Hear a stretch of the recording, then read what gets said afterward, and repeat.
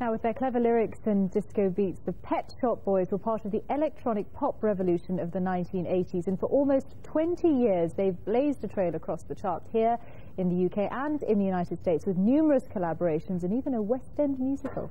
Now, though, the duo have turned their attentions to film. They've written a new score for the classic Russian drama Battleship Potemkin. Thank you. The results of which remain under wraps until the free open-air screening in Trafalgar Square in London this Sunday. We'll talk to the singer Neil Tennant in a moment. First, let's remind ourselves of the film with its original music.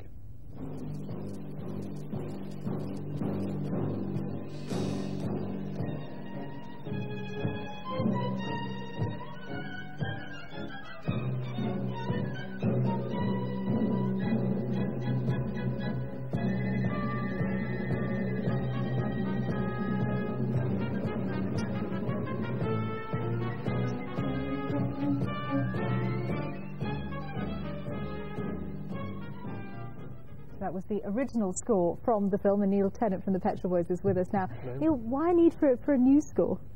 Well, actually, it relates a bit to your previous item. It came out of a request from the Mayor of London's office and the ICA, and they wanted to celebrate the civic space that is Trafalgar Square, since they pedestrianised it under the National Gallery, and they've been having various events, and this is the biggest one.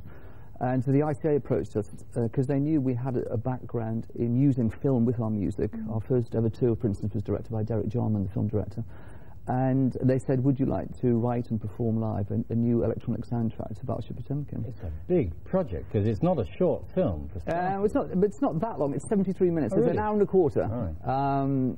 And we were interested to see whether we could write an hour and a quarter of continuous music, because that's... and in fact, we have done that. And in doing so, we've brought in a string orchestra from Germany, the Dresden Sinfonica, who are coming over. And the director of the film, Eisenstein, said that he wanted there to be a new soundtrack written every 10 years to keep it fresh. Yeah. And it's interesting when you see the film that the style of acting and editing, although it's black and white, a bit scratchy, it's very modern. It's not the sort of mad... you know, overemphasised sort of school of silent movie acting that maybe you think of when you think of silent movies. So you said you were intrigued to find out if you could do it, and clearly you can do it. We did, and yes. you did do it, but how hard was it, and how did you go about thinking about sequences and different moves? Did you have the film just running all the time? Yeah, we actually managed to load the DVD of the film into our computers so we could write on a frame-by-frame sort of basis. And we watched the film several times with no sound. We didn't listen to the version of the soundtrack you just played there. So we came to it completely open-minded. And also we liked the idea we were going to take something made in the 1920s and put contemporary electronic music to it. And it's interesting because it changes the way you see a film. Again, it brings out the modernist qualities of the film, I think. We were looking at that sequence, the very famous sequence of the pram going down the stairs, and you're watching all the time to see what's going to happen to it when it reaches the bottom. I was wondering how you approach that particular sequence. Well, in the soundtrack we've written, there are two songs, and this is the second song. And also we were thinking about, we were in Trafalgar Square, and Trafalgar Square is a place where traditionally in London we have political meetings, where the poll tax riots were, where the anti-war demonstrations were. And so the lyrics of the song really are it's like someone giving an anti-war speech. And it's very, very heavy, beautiful music in the background.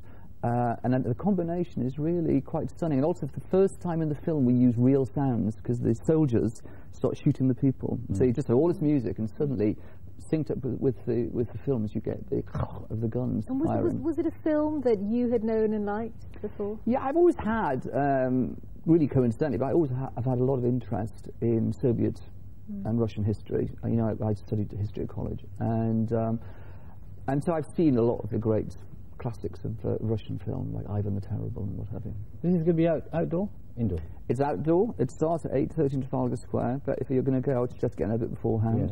Yeah. I'm a bit worried. What are you going to do if it rains? If it rains, we are covered, because when you've got an orchestra playing, their instruments can't get wet. Yeah.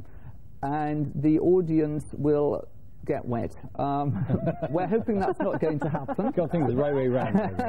So if you go, take your brolly, is what you're saying? Yeah, or maybe a raincoat. But I think, you know, we'll fingers crossed. I think it's really exciting that in London you've got an event where you can just turn up and you're going to see the premiere of the new work. It's also staged by a fantastic theatre director called Simon McBurney. You know, I think it's a completely unique event. Great. Well, Neil Tennant, thanks very much. Thank you. Look forward to it. Fingers crossed for that weather. Yeah, absolutely. And for those of you who can't get to Trafalgar Square this Sunday, you can see Battleship Potemkin in its original form on BBC4 on Saturday, the 18th of September at 10:40 in the evening. The last time I'm going to say this, aren't you impressed with her Russian pronunciation? Well, actually, it's pronounced Potemkin. No, not in the Russian. In the Russian, it's pronounced Potemkin. But she's a fluent Russian speaker. Well, we'll debate that another day. Thanks, Neil. Oh, Lord, I'm going to get it in the neck afterwards. Quick, the weather from Carol Kirkwood.